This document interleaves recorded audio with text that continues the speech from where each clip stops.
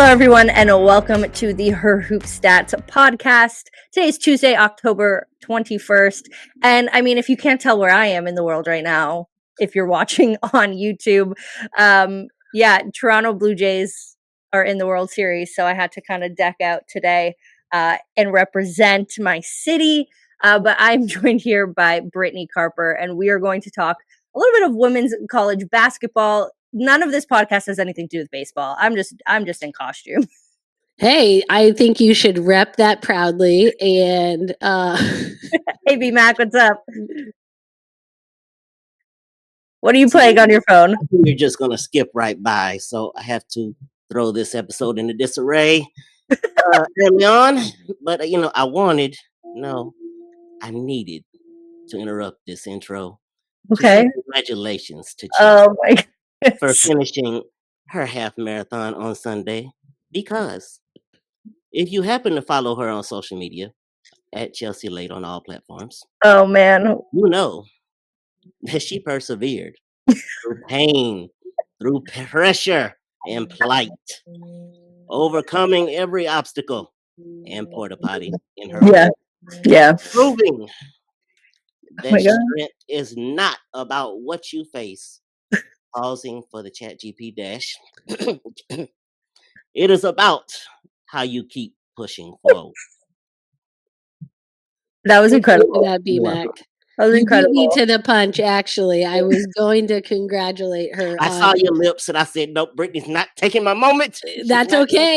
You earned it. But obviously I've done one myself. So kudos to you, Chelsea. And just acknowledging too that you posted on your social media about, 18 months from like your lowest of lows. And I always think that is super cool when people are open about the struggles they deal with and overcoming. And so obviously, congratulations. I hope you are recovering because I know that can be a grind on the body.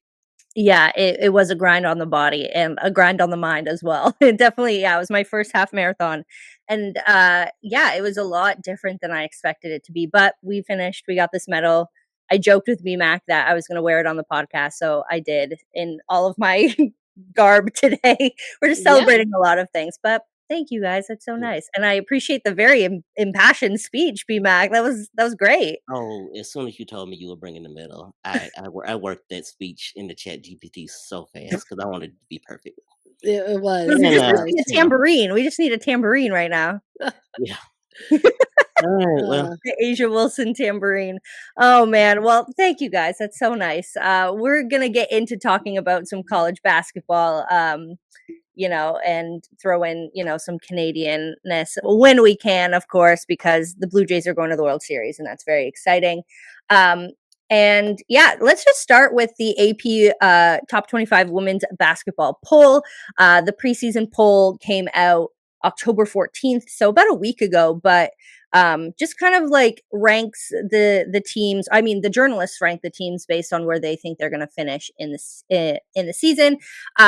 And I mean, out of all of the polls that come out through the season, this one's kind of the most like arbitrary. I don't know if you agree. It's just like people just kind of like guessing things based on last season, based on the transfer portal, based on, I don't know, their thoughts and their opinions and whatever. It's to be taken with a grain of salt, of course, which we will, and hopefully, everybody listening and watching as well will as well. But right before we started recording as well, AP also released their All-American preseason team. So we'll talk about that after we talk about rankings a little bit, but that's kind of where the episode is going. We got a little off course there at the beginning, just talking about, all the things going on here in Toronto, the Waterfront Marathon and the Blue Jays, but let's get into talking about some rankings. So let's start by talking about like the top 10, because I think there's a lot of opinions about who should be in the top 10, who shouldn't. If you haven't looked at the AP rankings if you're listening, in order, the top 10 are UConn, obviously the national champions from last year. South Carolina in second, makes sense. They made the final game. Then you have UCLA and Texas, LSU in fifth, Oklahoma in sixth, Duke is seventh, Tennessee, North Carolina State, and Maryland wrap up the top 10. I do think, like, when we talk about top four, I would pretty much say no notes. Yeah, completely agree with that. I don't think there's much argument there. UConn receiving 27 of the first place votes. Obviously graduated Paige Beckers, but just bring in a slew of talent behind, added Sarah Williams and Heckle from the portal and to what's already a really strong team headlined by Sarah Strong and AZ Fudd. Literally. So Strong yeah, women. yeah, literally there. So I don't think you can complain really with that. Texas, obviously making the Final Four, they're at 4. My biggest thing with them is always, can they make enough shots from the outside? And so that is to be determined. But I think, like you said, there's just so much unknown anymore in college basketball because we can look and evaluate all the transfers we want, but it always is about who meshes together, how fast do they learn new systems, what are those pieces looking like together. And so to me it's like the rankings are what they are, like you said, take them with a grain of salt, but it's somewhere to start with. And outside of the top 4, I don't think, I don't really have a problem with any of those.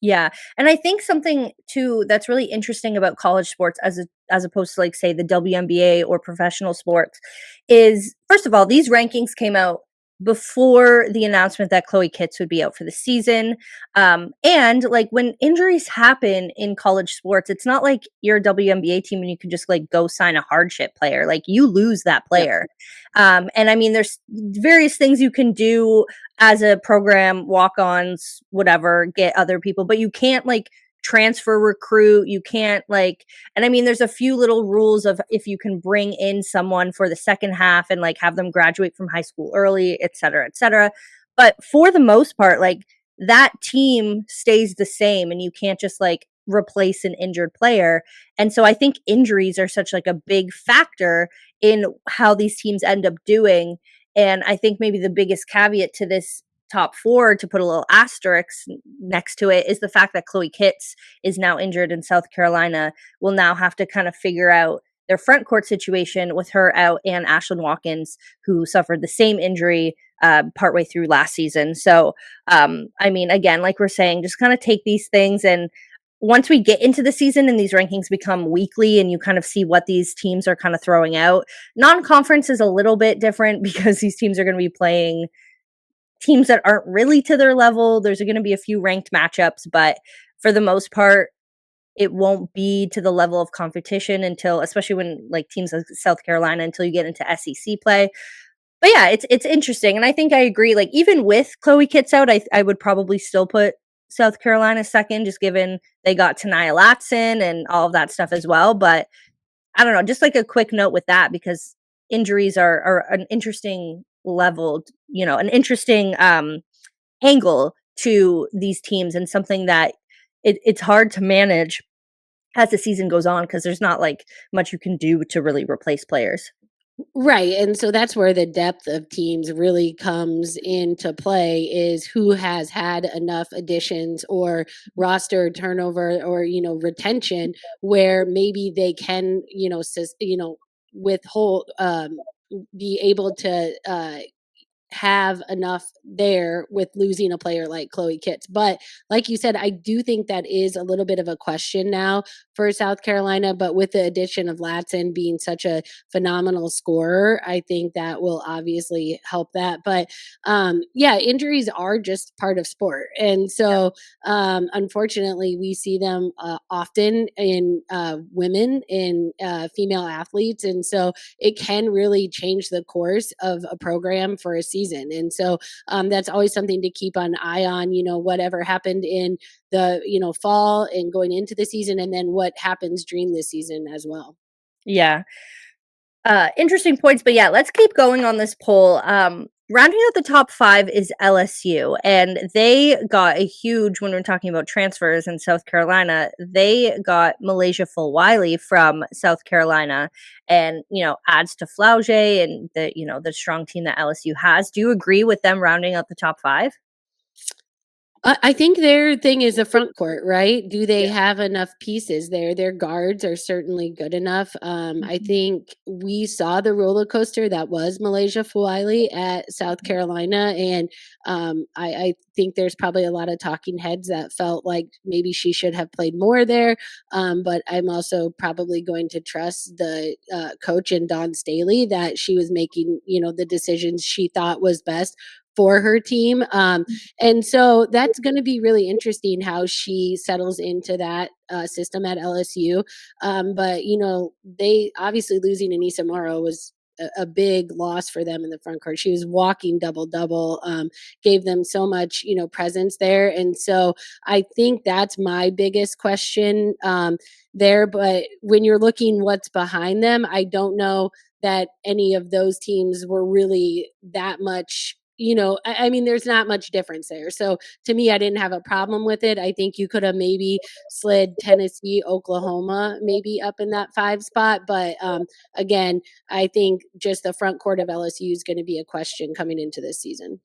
Yeah, definitely something to look at as they start playing again non-conference games, which again you need to take with a grain of salt. But Oklahoma kind of slides up into that sixth spot, 5 spots up from where they were last season. And I think a big part of that is they get the number one recruit from high school, adding on to Reagan Beers and their growing team. Yeah. And yeah, I'm interested to see. There's someone that I'm curious. They could move up, they could move down. Very very interested to see how their ranking changes throughout the season. Yeah, I think they're a team that returned a lot. They added Chavez, obviously, which Mhm. will help them in the guard spot. But the way they play, again, I think makes them such a formidable opponent. They're up and down the court. They score high volume, and so when you have a presence like Beers anchoring your post play too, with what you can do from the perimeter, I think that makes them certainly a viable top 10, pushing that top 5. Yeah, for sure. In seventh, we have Duke. Very interesting Duke team. I mean, Toby Fournier, second season, hopefully gets a little bit more playing time, but they had a little bit of transfer portal action as well. So, what's your take on Duke? And do you think they're going to kind of move up, move down? Yeah, I think it's kind of to be determined, right? I think we're going to see more of Toby Fournier. I think she's a player that can certainly make more of a name for herself this season there.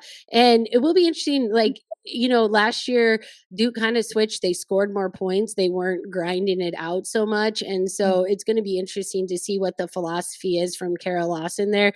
But she's always able to put pieces in and fit them in to make them be really successful. So again, maybe some question marks for them, but trusting he has the right pieces in place for them to again make another successful season and postseason run. Yeah, I'm curious over the summer if, Toby was able to kind of bulk up a little bit, get a little bit more muscle so that she can be more physical in the paint. I mean, she's very tall. We all know that she can operate very well in kind of that 4-5 position that she plays. But one thing that was kind of, that she struggled with last season, obviously, is that as most freshmen are, you don't have a lot of bulk going on. And so it's kind of hard to match up with some of these very strong post players that you see. But I mean, if she can blend that with her quickness and her ability to get rebounds and baskets and kind of move, her shooting out a little bit, I think she could have a really good season as well. So yeah, Duke is one that is interesting to me. I think that they have the potential, but it'll definitely depend on some of these matchups. But yeah, right below them is Tennessee, which I think is definitely an interesting team. You have the last 3 of the top 10 here: Tennessee, North Carolina, and Maryland. I know you were kind of saying that maybe you would change the last little bit of this top 10. I'm curious, who you would move in, who you would move out. To me, I mean, I think North Carolina State. I think they certainly return, Zoe Brooks, which anchored them a lot last year in the starting lineup, and but they lost 2 bona fide WNBA guards, Mhm. and so and which had a not a weak front court. I don't mean it in, a derogatory way, but like that wasn't what their strength was last year. And I don't think they necessarily added pieces to bolster that and make it somewhere that they're going to rely on throwing the ball into the post. And to me, that was kind of the one that maybe a little bit more of what they were last year, kind of ranking instead of maybe what they would be this year. But again, we could obviously be wrong on that, and they are, deserve to be there and stay there the whole year. Just that was the one to me that was kind of surprising. Were there any of that stuck out to you in the top 10?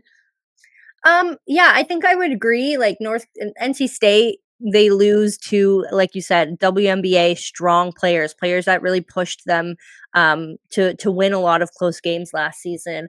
I'm curious. Tennessee is one that I'm definitely looking at. Could move up, could move down. Um, yeah, once we kind of, like, get beyond that top 10, obviously, I'm someone who watches Michigan quite a lot, given Mhm. that they have Silas Swords on their team, up-and-coming Canadian star, played in the Women's America Cup this season and the U19 World Cup as well. Didn't end up playing in the U23 tournament that we had here in Toronto, just obviously because 3 tournaments in the summer is a lot for Mhm. a college player, but, you have her who is absolutely just getting so much experience playing international basketball, which is going to help so much coming back into the Big Ten, which is a really, really hard conference. And then you also pair her with Olivia Olson. Michigan didn't lose too much. They had, a few players graduate, a few players kind of go out of the transfer portal, but a lot of return and a few transfer portal pickups for them as well. So curious to see how their season starts. Year 2, Olivia Olson and Silas Swords is definitely going to be a must watch kind of thing, and hopefully that duo can kind of boost them as we head into Big Ten play, which again, a very very hard conference, especially with USC and UCLA back for the second season of that switch up. But then North Carolina is also there at 11 as well. You and I were talking about them being an interesting team. Not sure if we would have put them 11 in our rankings. And then you also have Iowa State too there, who kind of almost rounds out this top 15. Gonna be a big year for them as well. They lose a few players to graduation, but then you have, Audie Crooks who decides to stay, Addie Brown who's there, and so, very committed players to that program, and obviously our friend Jamie knows, the ins and outs of that program a little bit better than we do, but yeah, definitely they're one that I'm gonna be watching as well. Yeah, I think, and I know Cindy touched on this maybe last week in an episode, but the addition of Jada Williams is, I Yes. think, just a game changer for that team. She's so dynamic at the point guard position, and being able to play with two of the premier post players in the country is only going to heighten her game. And now you're also getting shots for those two, and then you surround yourselves with Kenzie Hare, who's a knockdown 3-point shooter. You have Ariana Jackson, who can do kind of all the little things. So to me, that I think the addition of Jada Williams is just really going to take that team probably to another level. I would not be surprised to see them win the Big 12. With her at the helm of the point guard spot. Yeah, for sure. And I mean, going down just to round out the top 15, we were talking about this a little bit before we recorded. Notre Dame slides down to number 15. And obviously, that's because they lose Olivia Miles, they lose Sonia Citron to the draft. A lot of players, transferred out. They did obviously, get back, and they have a team on. You have to have a team, Mhm. but like you still have Hannah Hidalgo, which is a big factor.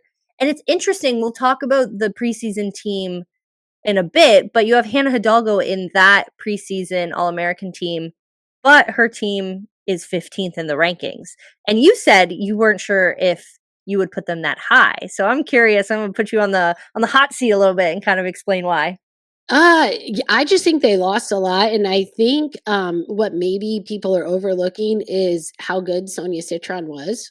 And so maybe we didn't realize that until she really goes to the W and makes a name for herself all on her own outside of the shadows of Hidalgo and Miles, right? So to me, when you look at that and you lose Miles, and then now you're looking back and thinking like, man, Sonia Citron was really good. And so I just don't know that they have replaced enough of what they lost to justify being in that spot. But again, preseason rankings are what they are. You have a bona fide superstar in Hidalgo, and certainly that's a player that makes players around her better. And so I'm very interested to see what they will look like. But that was my big takeaway, was maybe we just, as viewers of the game, right? Last year, you're so fixated on Miles and Hidalgo that yes, we knew Sonia Citron was really good at basketball, but like maybe we didn't know how good she was until she became a professional out on her own team, and you kind of saw her skill set. Yeah, for sure. And I mean, just 2 spots down from Notre Dame is TCU, where Olivia Miles ended up transferring to. Probably one of the biggest stories of the offseason for women's college basketball. And again, TCU is another team that could definitely rise in ranking given the recruitment that they've been able to do over the past few off seasons. I mean, they lose Haley Van Lith to the draft, of course. A little bit of change going on, but you get Olivia Miles, who was probably one of the biggest free agents, if this is what we want to Mhm. start calling, Essentially. essentially, in women's college basketball. They're at 17. They go down obviously because you're losing a lot of really experienced talent from them, but you get Olivia Miles. And so I'm really excited to see how she impacts that team, what they can do in the Big 12. But then you also have below them USC, which is interesting. I mean, you lose Juju Watkins, a lot of transfers. I'm not sure if it was the entire freshman class from last year, but they did have a lot of freshman Yeah. transfers from them as well. Then you also lose Kiki Iriafen, who then goes and declares for the draft. And so yeah, USC is one that obviously fell 13 spots in the rankings for reasons. There were reasons behind that. Yep. Um, and then Vanderbilt is another one that is curious. I mean, back when we were doing, last college season, Jamie, Tyler, and I every week would come on here, and we're really high about Vanderbilt, obviously because they had Camille Pierre, who they ended up losing. But Michaela Blakes is truly one of the most exciting players, in the entire country. Had a Mhm. great summer, played in the AmeriCup, and so her second. I mean, she's only a sophomore, and so Vanderbilt's another one that could come up in this, now we're getting into top 20 talk, but yeah, are there any of teams in that range that maybe I mentioned, maybe I didn't mention, that you're really looking to maybe like rise in ranking? I think, I mean, Baylor at 16, they return a ton of their scoring. And so I think they're a team that could surprise some people. I feel like Louisville is always there. Jeff Walls does an incredible job. They added Ziegler from St. Joe's, who I think will be Coach Helen Williams and I were just talking about that last week. How good of a player she is, and so I think in that top 20. But I think with Vanderbilt, when you lose someone like Camille Pierre, you're just trying. You don't know enough about what they have left, right? Like, what's that going to look like? And the same thing with USC. I mean, they added Jazzy Davidson, who was, her and Alyssa Chavez, I think were, 1, 2 in the rankings. And so you certainly have a potential another superstar there, but with so much turnover of what you had and the loss of Juju Watkins, that's not surprising to see them where they're at. But other than that, I mean, I think TCU too, the loss of Sedona Prince is going to be massive for them. She was just so good in that pick and roll game with Haley Van Lith, and so I think that's hard to replace that. And I don't know that they necessarily have a player that was doing what she did for them. Yeah, and then I mean we round out the top rankings with a few teams that I think voters probably saw with potential. Iowa's down there, Oklahoma State, Michigan State had a few big games. Kentucky has been killing it recruitment wise. When you think about, I mean, they just got this summer. When you think about Savvy Swords, Yep. committed. Sorry, I'm like trying to think of the word.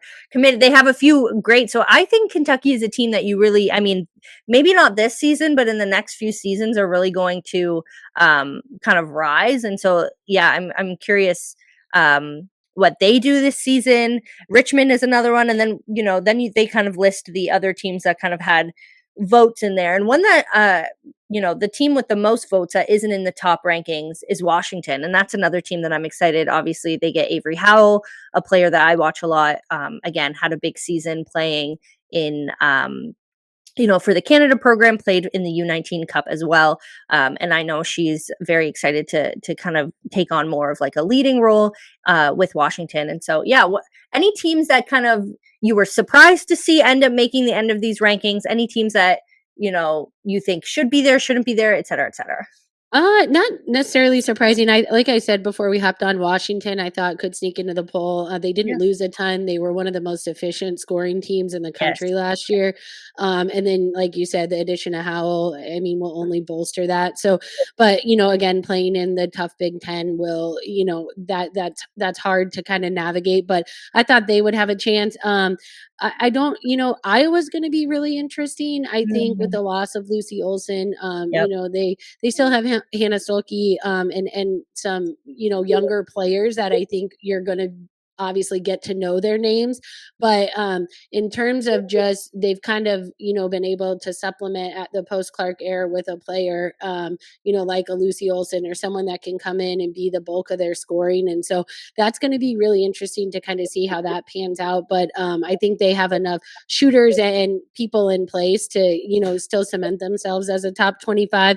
I obviously love to see Richmond in there as a mid-major, just because I think they had such a successful season last year, and did well in the postseason in the NCAA tournament.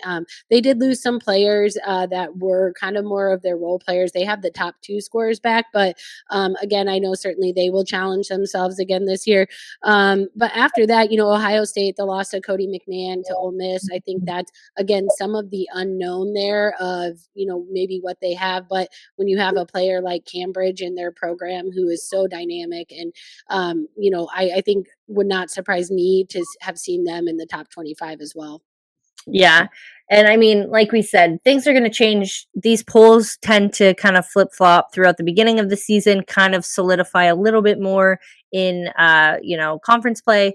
But the other big poll that it just came out today is the AP All-American preseason team, which is kind of the top 5 players in the country that people are guessing will have a big season. And yeah, very interesting. We were talking about it before because it just came out before we started recording, but led by Hannah Hidalgo from Notre Dame. You also have Lauren Betts from UCLA, Madison Booker from Texas, Sarah Strong from UConn, and South Carolina's new recruit, Tanaya Latson. I feel like a lot of people who are unfamiliar with Tanaya Latson, who didn't really watch her at Florida State last year, who didn't know that she led the country in scoring, might be a little confused by that. That's one of the ones that I agree with most on this list. I think Tanaya Latson is an incredible player, incredible scorer. And I think with her now on South Carolina, with Dawn Staley's, system, I think, and especially now having her point guard from high school, Raven Johnson, bringing those two back together. And again, with the loss of Chloe Kitts and their maybe somewhat less strong front court, I think Dawn Staley may kind of shift to use Tanaya Latson a little bit more than originally expected. But at the same time, I'm so excited to see how Tanaya Latson switches from being that number 1 player at Florida State, who, not necessarily a top team in the entire country, to now this team that is going to be in the SEC tournament conversation, the national championship conversation, and just how her stock just kind of rises because she's going to declare for the WNBA draft next year. So 100% so excited to see Tanaya Latson on this team. I think it's a great fit for South Carolina, and also 100% deserving of being on this preseason poll. What are your thoughts just initially looking at this list? Yeah, I think people that don't know Tanaya Latson are going to know her very quickly. She is a bucket. She is a phenomenal basketball player, and now is going to be able to have her talents on on the big stage, so to say, because South Carolina is prominently in every conversation when you talk about women's basketball and especially national title contenders, and putting her on the floor with the likes of Joyce Edwards, Mm, and Raven Johnson, and so I think that is going to be really fun to see her. We didn't even mention UCLA and Lauren Betts when we were yeah. first talking, which is kind of funny because they have a real chance to win the national championship this year. The Yep. addition of Kins from Utah is huge for them, just in terms of someone who can score on the perimeter.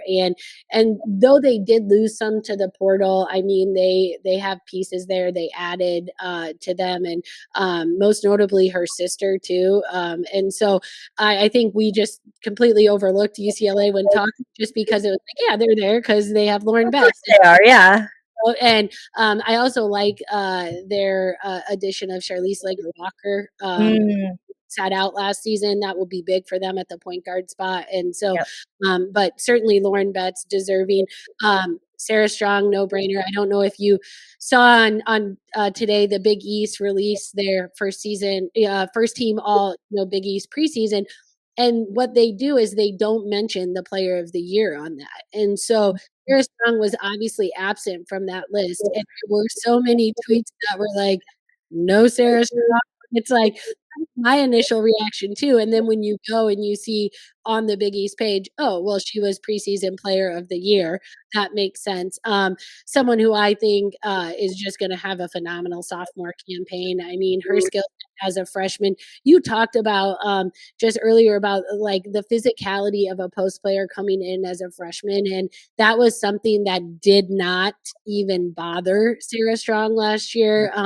And so to me, not surprised to see her there. Madison Booker, SEC Player of the Year last year, again, does the most of the scoring for Texas. And so, again, just a really good player. And then, Hidalgo, like we mentioned, I think the one we kind of talked about is AZ Fudd. I just like her run in the postseason last year in the Final Four. She's so good. And so to me, but that's a hard part about a preseason All-American, right? Is you have so many good players. It's hard to narrow it down to five. But I don't know who I guess maybe you take her off in favor of Latson because of the team. She does. Yeah. Just in terms of scoring and stuff like that, that would maybe be a hard argument. So that would be the only one who I thought maybe a little deserving who didn't get the nod. Yeah, I agree. We were both talking about AZ Fudd, and it's hard when you have these conversations with a team that is like a very solid, like you have to have 5 picks. So people are like, okay, if you're going to talk about who needs to be added, you also need to talk about who you would take away in that situation. And I mean, so that's the hard part. It's like you have 5 incredible players that are added to this list. Who would you like replace with AZ Fudd? And I think the hard part about AZ Fudd too is that, like you said, she had an incredible postseason and really just kind of found her rhythm again when it came to like February, March. Played at fantastic games against teams like USC, UCLA, South Carolina in those last few, games of the season. And so, but before that was just kind of getting back into the rhythm after being out for so long with her injury. And so when you think about an entire season last year, sure, maybe people are going to pick Hannah Hidalgo over her. Hannah Hidalgo also comes with, incredible defense, the ability to steal, et cetera, et cetera. Very great two-way player. Not saying AZ Fudd isn't, but that's just kind of what Hannah Hidalgo is branded as, a package. And so, yeah, I'm interested when you think about these things. People also think about team as well, and that's something in the WNBA that is persistent. It's like if you're going to put these players in, say, like an MVP conversation, your team needs to be performing well as well. And so when we talk about this, 6 months down the line, is Notre Dame going to be up there in terms of wins? Is, Texas going to be up there in terms of how many wins they have in the season? And so maybe that is something that will come back and look at this and be like, oh, okay, maybe, AZ Fudd could have replaced so-and-so player because UConn is better than whatever.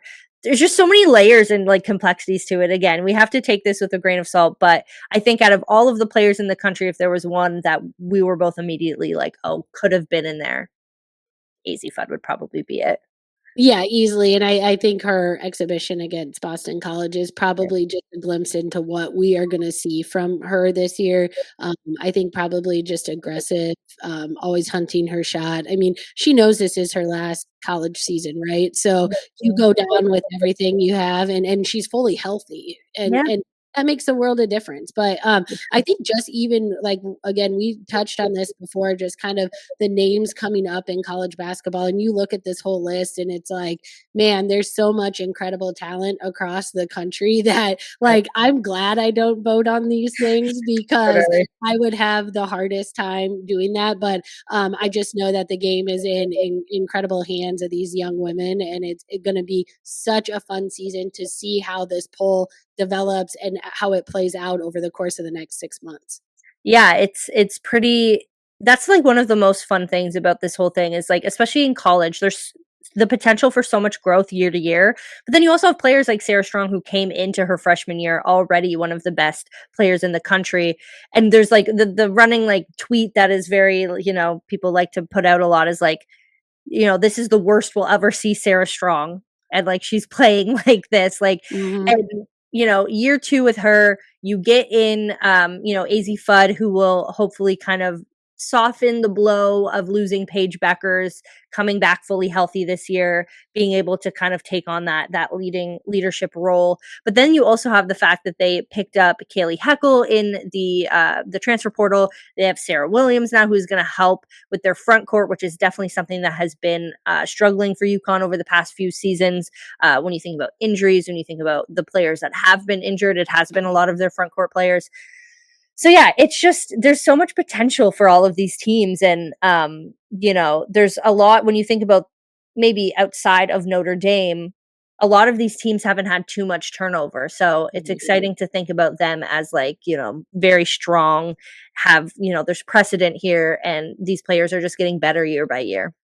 Absolutely, I think, and that's you said it kinda, they know what they're having those teams, and for those players, there's so much returning, that sometimes it is easier to say, "Hey, I think you're gonna be here again because you're surrounded by a lot of the same players and that success." Yeah, for sure. And I mean, I've said this a few times, but I'm going to go out here and people can come get my receipts back here when we talk about March, but I'm going to make a bold prediction and I'm going to say Sarah Strong is going to be the National Player of the Year.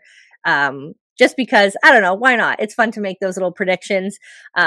And going back to we were filming an episode last week and Tyler and I were joking about how we thought it was kind of funny that people were coming back and pulling our receipts about Las Vegas from like June when they sucked.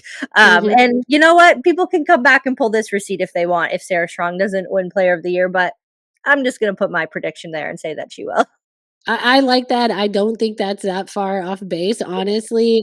It should be again a fun, season to see what players kind of rise to the top and kind of separate themselves. I do have one since we want to do receipts. Do you Okay. have a team that you think is going to make it to Phoenix that's outside maybe the top 4 or 5 right now? Oh, Phoenix is what, Final Four? Yes. Okay, okay. That is outside. Okay. So the teams that everybody would think would be UConn, South Carolina, UCLA, Texas. Hmm. Let's say, you know what? Because I'm a little bit of a homer and they got pretty far last year. I'm gonna say Michigan. Okay, I picked 2 teams that I thought could do it. I had Michigan as Let's one. I go. saw them live against Iowa State last season in the Yeah, NCAA tournament. Incredible game. great game. And so just super high on them. And then the other one because I think like they just often seem to reload. They never rebuild and they've been close in Ole Miss. Oh, yeah, that's a good one. Yeah. So, I yeah, I think they had, like, the number 2 portal class, and, I just think they've kinda been knocking on the door. I don't know that they'll get there, but those were my 2 teams that I thought could make a run to Phoenix. Look at us being on the same page. Go Yeah. Michigan, go blue, go Siler Swords. Um, but yeah, that's exciting. And I mean, the call we still have a few weeks until the season officially starts. There's going to be more exhibitions, secret exhibitions. That Um, people freak out about for no reason. exactly. It's like we're in the NBA preseason right now, and everybody tends to take these things way out of context. And I'm like, it doesn't even matter. Yeah. Everybody's still 0-0 no matter what you see on the internet. So Exactly. that's the thing everyone needs to remind themselves is Yeah. your team is never as bad as they may seem, and they're never as great either. So I think that's the beauty of the sport. Yep. The only sport in which October matters is the baseball. Yeah. Hats off to your weekend again, Chelsea. The Blue Jays in the World Series, doing your first half marathon. Incredible few days for you. Really, I'm like batting 1,000 right now. We're just, yeah, we're having a great weekend. And I mean, the Raptors are going to start their season as well. So you know what? We're just going to continue on. They're going to have a great season. We're going to get some tempo news coming out in the next few weeks, assuming that they're going to get, their head coach situated. So I'm doing great. Toronto sports is in a great spot right now. I'm I going to love include it. myself in Toronto sports for this week. You're making a heck of a push for me to put it on my list of places to travel to. So Oh, Toronto summer. When I tell you Toronto summer is, I would say probably don't try and come when FIFA is happening next year, but yeah, like no. plan for August. August in Perfect. Toronto, the best. The kids Okay. will love it, the whole family. It's a great I love time. it. All right. Um, but yeah, and that's for you, that's for everybody listening too. Come to Toronto. It is a great time. Watch all the videos from the Jays making the World Series last night, and you will see that the vibes are a 10 out of 10 all year round. But yeah, we're gonna cap it here for today. We talked a lot about rankings and all that stuff. So thanks for listening along. Let us know in the comments if you have any, hot takes that we didn't get to. If you agree with our takes, if you don't, give us a prediction for your player of the year as well. We'd love to hear that as well. But thank you so much for listening to the Her Hoop Stats podcast for today's edition. I'm Chelsea, joined by Brittany. We were joined by BMAC at the very beginning. Make sure to subscribe to Her Hoop Stats on, if you're watching on YouTube, Spotify, Apple Podcasts, wherever. Make sure to head to herhoopstats.com as well, where you can subscribe to our newsletter and interact with us on social media at Blue Sky, X, Twitter, Instagram, wherever you decide to brain rot on a particular day. But thank you so much for watching. We will be back. Well, we won't be back, but the Her Hoop Stats podcast will be back tomorrow for more women's hoops action. So yeah, we'll see you next time. Thanks so much for watching.